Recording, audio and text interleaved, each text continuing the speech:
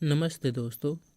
आज हम NCERT की किताब वसंत भाग 2 में से कक्षा 7वीं पाठ संख्या 11 रहीम के दोहे पाठ के कठिन शब्दों के अर्थ करेंगे, प्रसंग सहित व्याख्या करेंगे और अभ्यास के प्रश्न उत्तर करेंगे। आइए वीडियो को शुरू करते हैं। रहीम के दोहे भावार्थ। पाठ संख्या 11 रहीम के दोहे कठिन शब्दों के अर्थ हैं। संपत्ति, संपत्ति कहते हैं पूंजी को। सगे, सगे का अर्थ होता है सगे संबंधी, जो भी रिश्तेदार हों या रिश्ते नाते हों। बनत, बनत का मतलब होता है बनना। बहुत, बहुत का अर्थ है अनेक। रीत, रीत का अर्थ है प्रकार। विपत्ति, विपत्ति का अर्थ है संकट या मुश्किल समय। कसौटी, कसौटी का अर्थ है परखने के लिए पत्थर। सुनियारे के पास मिलता है ये पत्थर, इसे कसौटी कहते हैं। जे, जे का अर्थ है जो। कसे, कसे का अर्थ है घिसने पर। तेई, तेई का अर्थ है वही। सांचे, सांचे का अर्थ है सच्चे। मीत, मीत का अर्थ है मित्र। तो रहीम जी के द्वारा ये दोहे दिए गए हैं, जो कि इस पाठ में 5 दोहे हैं। तो इसको गाया भी जा सकता है। कहे रहीम संपत्ति सगे, बनत बहुत बहुरीत। कहे रहीम संपत्ति सगे, बनत बहुत बहुरीत। विपत कसौटी जे कसे, तेहि साँचे मीत रहीमा, तेहि साँचे मीत। इस दोहे में रहीम जी कह रहे हैं कि जब व्यक्ति के पास बहुत ही धन होता है, अपार संपत्ति होती है, तो उसके बहुत सारे रिश्ते नाते बन जाते हैं, अर्थात उसके साथ कई सारे लोग जुड़ जाते हैं। परंतु जो मुश्किल समय में उसके काम आता है, उसका साथ देता है, वही सच्चा मित्र है। तो सीधी सी बात है कि जब एक व्यक्ति के पास बहुत सारा धन संपत्ति होता है तो उसके रिश्ते नाते बहुत बन जाते हैं। सभी उसके खैरियत पूछते हैं, सभी उसके साथ देते हैं। लेकिन जब उसके ऊपर विपदा पड़ती है, तब जो उसका साथ देता है तो वही उसका सच्चा मित्र है। इस दोहे में रहीम जी ने सच्चे मित्र की पहचान करने की सीख दी है। तो प्रसंग, प्रस्तुत दोहा हमारी हिंदी की पाठ्य पुस्तक वसंत भाग 2 में शामिल कवि रहीम दास द्वारा रचित कविता रहीम के दोहे में से लिया गया है। भावार्थ हैं। रहीम के इस दोहे में वे कहते हैं कि हमारे सगे संबंधी तो किसी संपत्ति की तरह होते हैं, जो बहुत सारे रीति रिवाजों के बाद बनते हैं, परंतु जो व्यक्ति मुसीबत में अपनी सहायता करे तो आपके काम आए, वही आपका सच्चा मित्र होता है। तो रहीम जी के द्वारा कहने का यही अर्थ है कि जब आपके पास धन संपत्ति, धन दौलत होती है, तभी आपके बहुत सारे रिश्ते नाते बन जाते हैं, और जो मुश्किल समय में आपके काम आए, वही आपका सच्चा मित्र कहलाता है। कठिन शब्दों के अर्थ हैं। परे, परे का अर्थ है पढ़ने पर। जात बही, जात बही का मतलब होता है बाहर निकलना। तजी, तजी का अर्थ होता है त्यागना। मीनन, मीनन का अर्थ है मछलियाँ। मोह, मोह का अर्थ है लगाव। नीर, नीर का अर्थ है पानी। तऊ, तऊ का अर्थ है तब भी। छाड़ती, छाड़ती मतलब छोड़ती है। छो, छो का अर्थ है मुँह। जाल परे जल जाते बहे, तजी मीनन को मोह। जाल परे जल जात बहे, तजी मीनन को मोह। रही मन मछरी नीर को, तऊ न छाड़ित छो रहीमा, तऊ न छाड़ित छो। इस दोहे में रहीम जी कह रहे हैं कि जो मछली है वो जल से प्रेम करती है, लेकिन जो जल है वो मछली से प्रेम नहीं करता है।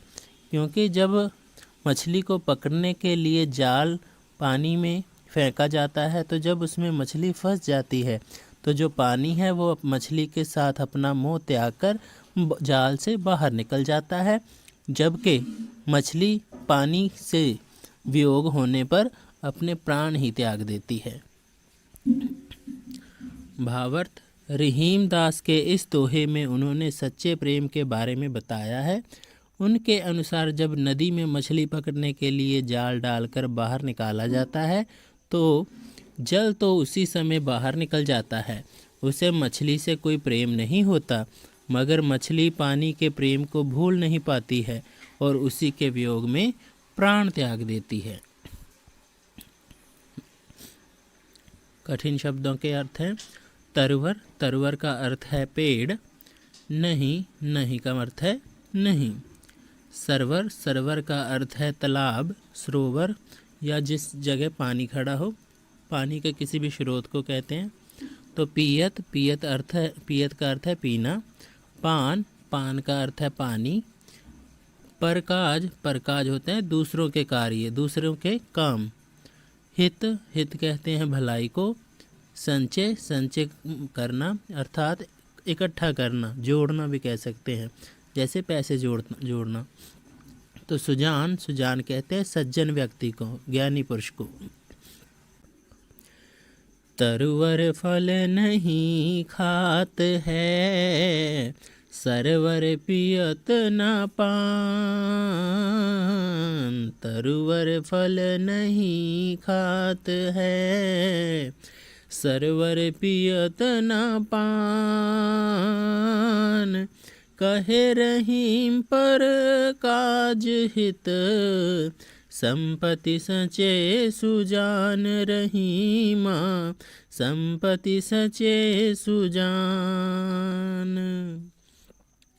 इस दोहे में रहीम जी कह रहे हैं तरवर अर्थात जो पेड़ हैं वो अपना फल स्वयं नहीं खाते हैं, और सरवर, सरवर अर्थात समुंदर या तालाब, वो अपना पानी है स्वयं नहीं पीते हैं, खुद नहीं पीते हैं। तो इसी भांति ही जो सज्जन पुरुष होते हैं, अच्छे व्यक्ति होते हैं, वो संपत्ति तो इकट्ठी करते हैं, धन दौलत तो इकट्ठा करते हैं, लेकिन वो धन दौलत अपने लिए नहीं करते, वो दूसरों की भलाई के लिए धन एकत्रित करते हैं। तो भावार्थ है, रहीम जी ने अपने इस दोहे में कहा है कि जिस प्रकार वृक्ष अपने फल खुद नहीं खाते और नदी तालाब अपना पानी स्वयं नहीं पीते, ठीक उसी प्रकार सज्जन और अच्छे व्यक्ति अपने संचित धन का उपयोग केवल अपने लिए नहीं करते, वो उस धन से दूसरों का भला करते हैं।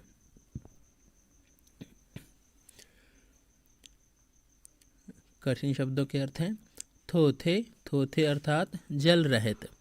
बादर, बादर का अर्थ होता है बादल। गहरात, गहरात होता है गड़गड़ाना, गर्जना।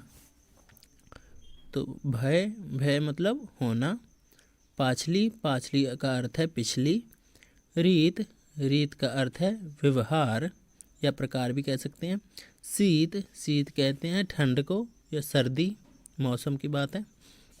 तो घाम, घाम कहते हैं धूप को। औ का अर्थ है यहाँ पे और मे का अर्थ है बारिश, वर्षा भी कह सकते हो। थोथे बादर क्वार के, ज्यों रहीम घेरात। थोथे बादर क्वार के, ज्यों रहीम घेरात। धनी पुरुष निर्धन भये, करे पाछली बात रहीमा, करे पाछली बात। इस दोहे में रहीम जी कह रहे हैं कि जो कवार महीने के, कवार मास के बादल होते हैं वो जल रहित बादल होते हैं, उनमें पानी नहीं होता है, तो वो सिर्फ गरजते ही हैं, अर्थात आपस में टकराते हैं, जब आवाज़ ध्वनि पैदा करते हैं, सिर्फ गर्जना ही होती है, वो बारिश नहीं कर पाते। क्यों? क्योंकि उनमें पानी नहीं होता है। इसी भांति ही धनी पुरुष निर्धन भय, अर्थात जो धनी पुरुष हैं, अमीर व्यक्ति हैं, तो वो वाले जब गरीब हो जाते हैं फिर भी वो अपना घमंड नहीं छोड़ते हैं, अपने घमंड का त्याग नहीं करते हैं, फिर भी वो अपने अमीरी वाले समय की बातें, पिछली बातें करते ही रहते हैं। तो इसी प्रकार जो धनी पुरुष हैं उनको पानी वाले बादल, और जो गरीब पुरुष हैं, निर्धन पुरुष हैं, उनको थोथे बादल के साथ कंपेयर किया गया है, तुलना की गई है उनके साथ। तो भावार्थ है, इस दोहे में रहीम दास जी ने कहा है कि जिस प्रकार बारिश और सर्दी के बीच के समय में बादल केवल गरजते हैं, बरसते नहीं हैं, उसी प्रकार कंगाल होने के बाद अमीर व्यक्ति अपने पिछले समय की बड़ी बड़ी बातें करते रहते हैं, जिनका कोई मूल्य नहीं होता है।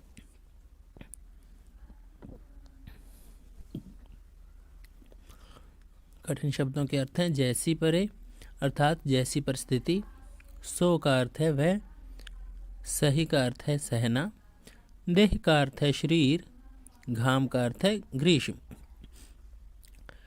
धरती की सी रीत है शीत घाम आओ में,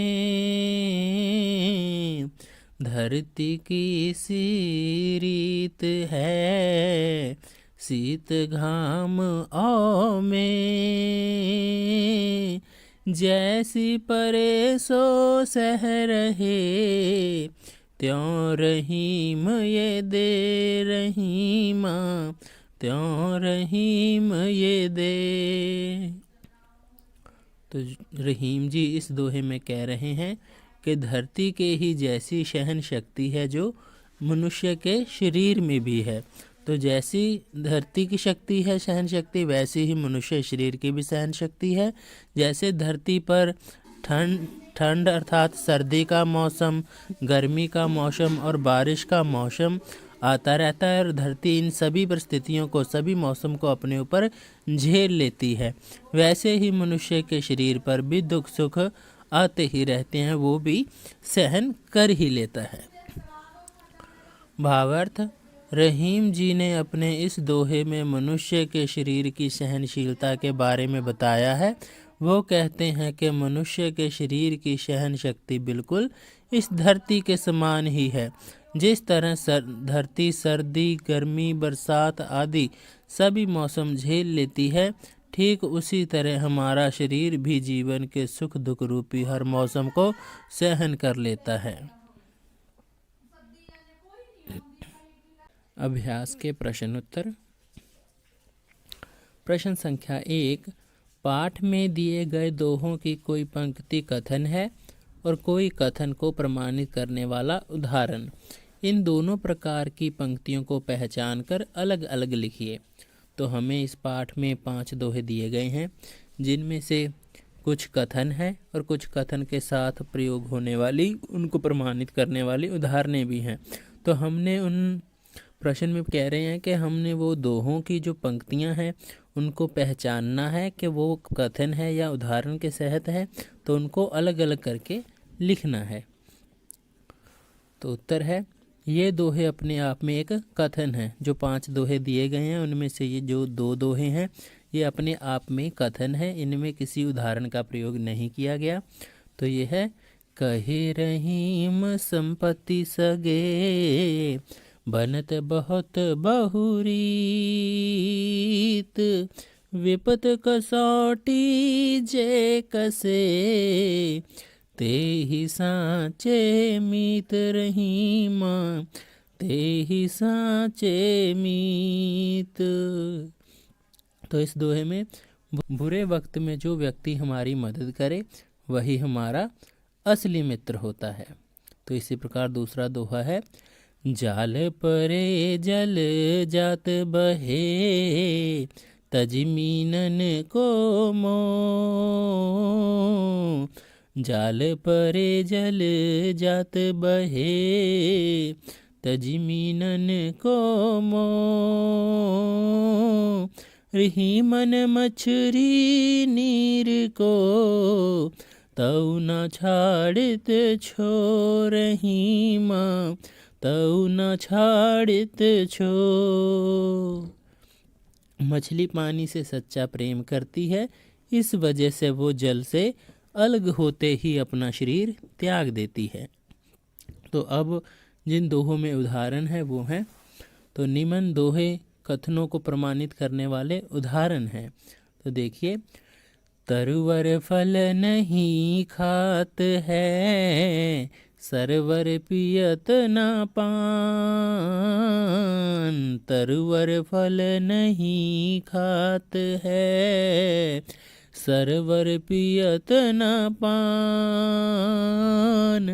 कहे रहीम पर काज हित, संपत्ति सचे सुजान रहीमा, संपत्ति सचे सुजान।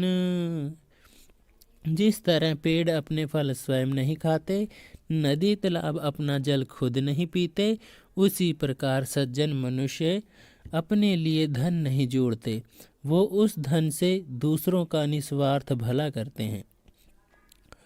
थोथे बादर क्वार के, ज्यों रहीम घेरात। थोथे बादर क्वार के, ज्यों रहीम घेरात। धनी पुरुष निर्धन भये, करे पाछली बात रहीमा, करे पाछली बात। जैसे बारिश बीत जाने के बाद आने वाले बादल केवल गरजते हैं, बरसते नहीं, वैसे ही कंगाल हो जाने के बाद कुछ अमीर लोग अपनी अमीरी के दिनों की बातें करते रहते हैं, जो अब व्यर्थ हैं। धरती की सी रीत है, शीत घाम औ में। धरती की सी रीत है, शीत घाम औ में। जैसे परे सो सह रहे, त्यों रहीम ये दे रहीमा, त्यों रहीम ये दे। जिस तरह धरती हर तरह के मौसम को सहन कर लेती है, उसी तरह हमारा शरीर भी सुख दुख खुशी रूपी हर मौसम को एक समान रूप से सह लेता है। इसी प्रकार प्रश्न संख्या 2 है, रहीम ने क्वार के मास में गरजने वाले बादलों की तुलना ऐसे निर्धन व्यक्तियों से क्यों की है जो पहले कभी धनी थे और बीती बातों को बताकर दूसरों को प्रभावित करना चाहते हैं। दोहे के आधार पर आप सावन के बरसने और गरजने वाले बादलों के विषय में क्या कहना चाहोगे? रहीम जी ने क्वार महीने में आसमान में गरजने वाले बादलों को निर्धन हो चुके धनी व्यक्ति इसलिए कहा है क्योंकि अब उनके पास धन नहीं है, केवल धन की बातें हैं। खाली होने के बाद बादल बरस नहीं सकते। इसी तरह ख़त्म होने के बाद अमीर व्यक्ति का धन भी लौट कर नहीं आता है। वो अपने सुख के दिनों की बातें करते रहते हैं जो वर्तमान में किसी काम की नहीं होती। रहीम के दोहे के आधार पर हम गरजने वाले बादलों को गरीब और बरसने वाले बादलों को अमीर कह सकते हैं। कि जैसे कि रहीम जी ने दोहे में जो थोथे बादल हैं अर्थात बिना पानी के, जिनमें पानी नहीं है, उन बादलों की तुलना निर्धन व्यक्ति से की है, और जिनमें पानी होता है उनकी तुलना अमीर व्यक्ति से की है। लेकिन जो थोथे बादल अर्थात जिनमें पानी नहीं होता वो केवल गरजते ही हैं, तो इसीलिए उन्होंने इनकी तुलना उन गरीब व्यक्तियों से की है जो कभी पहले अमीर हुआ करते थे। लेकिन जैसे वो अमीर गरीब होने के बावजूद भी वो अमीर वाली बातें, उस समय की बातें करते रहते हैं। अर्थात अब उनके पास धन नहीं भी है, लेकिन उनकी बातें वही अमीरी वाली होती हैं जो पहले अमीर हुआ करते थे, लेकिन अब वो वर्तमान समय में गरीब हो चुके हैं।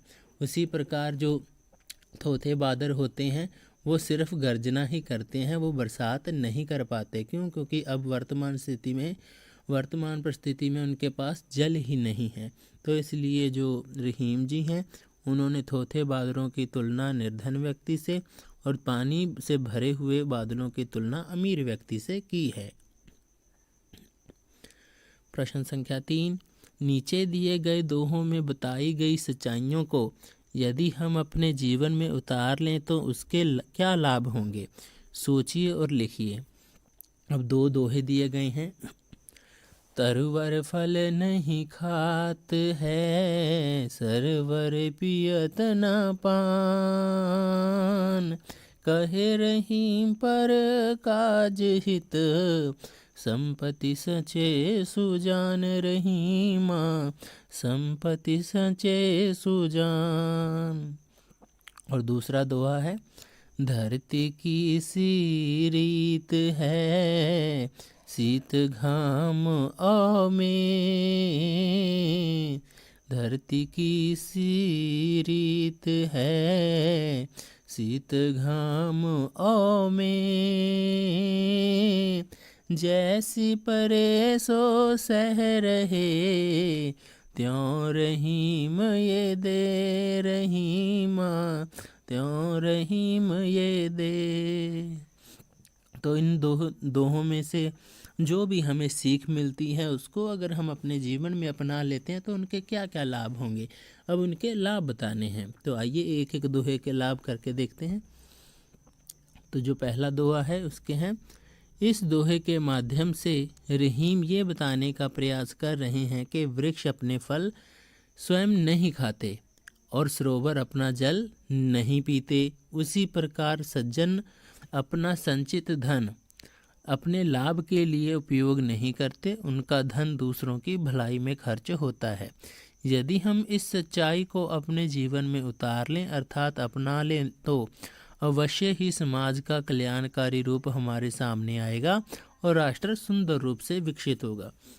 तो जैसे कि रहीम जी द्वारा लिखे गए दोहे से हमें सीख मिलती है कि जैसे जो पेड़ हैं, जो वृक्ष हैं, अपना फल नहीं खाते और सरोवर अपना जल स्वयं नहीं पीते, तो इसी प्रकार जो सज्जन पुरुष होते हैं वो भी धन तो इकट्ठा करते हैं, धन तो एकत्रित करते हैं, लेकिन वो दूसरों की भलाई के लिए करते हैं। तो अगर इस सीख को हम हर एक मनुष्य अपने अंदर संभाले और ठीक है, तो ये जो सीखी है तो उस पर अमल भी करे, तो अमल करने से के बाद क्या होगा, सारे का सारे समाज है जो उसमें कल्याणकारी बदलाव आएगा सभी, और कोई ना कोई मदद करेगा तो सभी एक समान बन जाएंगे और जो राष्ट्र है वो बहुत ही सुंदर बन जाएगा और उसका विकास होगा। तो जो दूसरा दोहा है उसमें देखिए, इस दोहे के माध्यम से रहीम बताने का प्रयास कर रहे हैं कि मनुष्य को धरती की भांति सहनशील होना चाहिए। यदि हम सत्य को अपनाएं तो हम जीवन में आने वाले सुख दुख को सहज रूप से स्वीकार कर सकेंगे, अपने मार्ग से कभी विचलित नहीं होंगे, हम हर स्थिति में संतुष्ट रहेंगे, हमारे मन में संतोष की भावना आएगी। जैसे कि रहीम जी के दूसरे दोहे में बताया ही गया है कि जो धरती की भांति सहनशील होता है तो वो हर एक परिस्थिति में एक भाव से ही रहता है, उसको उस पर सुख और दुख का कोई दुष्प्रभाव या प्रभाव पड़ता नहीं है, वो एकमात्र संतुष्टि होकर ही रहता है, उसे संतुष्टि प्राप्त हो जाती है। उसके जो जीवन है वो एक पटरी पर ही रहता है, उसे ना तो सुख में ज़्यादा खुशी मिलती है और ना ही दुख में वो ज़्यादा रोता है। तो इस प्रकार जैसे वो कहते हैं कि धरती पर जो भी धरती पर मौसम आते हैं, चाहे वो सर्दी हो, गर्मी हो, बरसात हो, तो वो भी सह लेती है। इसी प्रकार ही मनुष्य का जो शरीर है उस पर भी काफ़ी दुख सुख आते हैं, वो भी सह लेता है। तो हमारे मन में संतोष की भावना तभी आएगी जब हम बहुत ही सहनशील होंगे। तो हमें हर एक परिस्थिति में, जो भी हमारी परिस्थिति है, जैसी भी हम पे समय है, तो उसको हमने संतुष्ट रहकर ही सहना है, हमें ज़्यादा ना तो सुख में ज़्यादा खुश हो जाना है और ना ही दुख में ज़्यादा दुखी हो जाना है। तो हमें जो अपना मार्ग है उस पर चलते रहना चाहिए, कभी विचलित नहीं होना है। तो इसी प्रकार ही हम सुख दुख को सहज रूप से स्वीकार कर सकेंगे, अन्यथा हम इस सीख से कुछ भी नहीं सीख पाएंगे। तो इसलिए हमें अपने जीवन में हमेशा सहनशील बनकर ही रहना चाहिए। तो प्रश्न संख्या 4 है, निम्नलिखित शब्दों के प्रचलित हिंदी रूप जैसे परे अर्थात पड़े, तो रे डे में चेंज हो गया, डे में बदल गया है। तो इसी प्रकार ये कुछ शब्द दिए गए हैं, विपत्ति, बादर, मछली, शीत। तो इन शब्दों को आप अपनी बोलचाल की भाषा में क्या कहेंगे, अर्थात हिंदी भाषा में हम इन्हें किस नाम से जानते हैं। तो आइए लिखते हैं। तो उत्तर है, रहीम की भाषा में ये जो 4 शब्द दिए गए हैं, विपत्ति, मछली, बादर और शीत। तो विपत्ति का अर्थ होता है विपत्ति अर्थात संकट, मुश्किल समय भी बोल सकते हैं। तो मछली कहते हैं मछली को। बादर का अर्थ है बादल। और शीत का अर्थ है शीत अर्थात सर्दी, ठंडा मौसम। तो यहाँ पे हिंदी में हम इन शब्दों का प्रयोग करते हैं। तो प्रश्न संख्या 5, नीचे दिए गए उदाहरण पढ़िए। बनत बहुत बहु रीत, जाल परे जल जात बहे।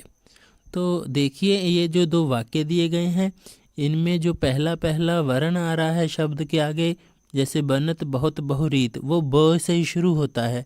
बनत ब से बहुत, ब से बहु रीत। तो इसी प्रकार जो दूसरा है इसमें भी देखिए, जाल परे जल जात बहे। तो ज़्यादातर शब्दों में जो शब्द का प्रयोग हुआ है, जाल, जल, जात। तो उपयुक्त उदाहरणों की पहली पंक्ति में ब का प्रयोग कई बार किया गया है और दूसरी में ज का प्रयोग। इसी प्रकार बार बार एक ध्वनि के आने से भाषा की सुंदरता बढ़ जाती है। वाक्य रचना की इस विशेषता के अन्य उदाहरण खोजकर लिखिए। तो भाषा की सुंदरता बढ़ाने के लिए कुछ ऐसी पंक्तियों का इस्तेमाल किया जाता है जिसमें एक ही शब्द का प्रयोग ज़्यादा बार किया गया हो, जैसे बनत बहुत बहुरीत और जाल परे जल जात बहे। तो आइए कुछ और उदाहरण करते हैं, जैसे दाबे व दबे, संपत्ति संचय सुजान। तो स वर्ण की आवृत्ति आ रही है यहाँ पे।